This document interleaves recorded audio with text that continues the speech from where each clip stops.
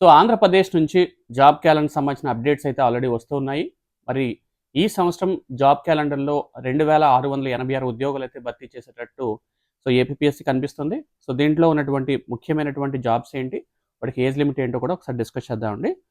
త్వరలో Andhra Pradesh public service commission నుంచి 2686 ఉద్యోగాలు కంప్లీట్‌గా ఫిల్ చేసే ఉద్దేశంతో ప్రభుత్వం కనిపిస్తుంది. ముఖ్యంగా పోస్టుల వివరాలకు వెళ్ళినట్లయితే జిల్లా సైనిక వెల్ఫేర్ ఆఫీసర్ ఉద్యోగాలు 7 పోస్టులు అయితే కనిపిస్తున్నాయి. And junior lectures in library 2 పోస్టులు కనిపిస్తున్నాయి. ఏపీ మున్సిపల్ శాఖలో 11 పోస్టులు అయితే కనిపిస్తున్నాయి. అండ్ ఫారెస్ట్ సెక్షన్ ఆఫీసర్లో 100 వేకెన్సీస్ ఉన్నాయి.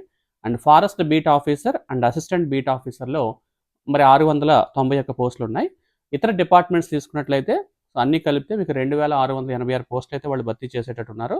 మరి దీనికి సంబంధించిన అర్హతలు తీసుకున్నట్లయితే ఒకటి ఏజ్ క్వాలిఫికేషన్స్, రెండోది వచ్చేసి మీకు ఎడ్యుకేషన్ క్వాలిఫికేషన్స్.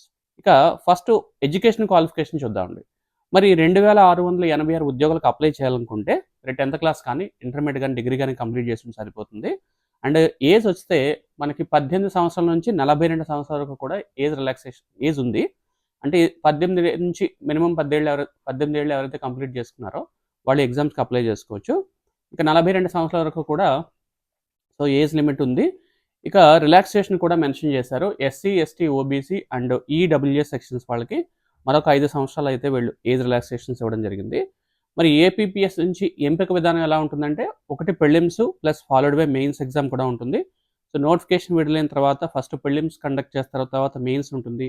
ఫైనల్గా డాక్యుమెంటేషన్ వెరిఫికేషన్ చేసి పోస్టులు అయితే ఇస్తారు. ఇక సిలబస్ ప్రధానంగా ఎక్కువగా చూసినట్లయితే జనరల్ యాప్టిట్యూడ్ రీజనింగ్ ఉంటుంది, ఇంగ్లీషు, జనరల్ సైన్సు మీకు తెలిసిందే. జనరల్ స్టడీస్లో ఎక్కువగా పాలిటీ,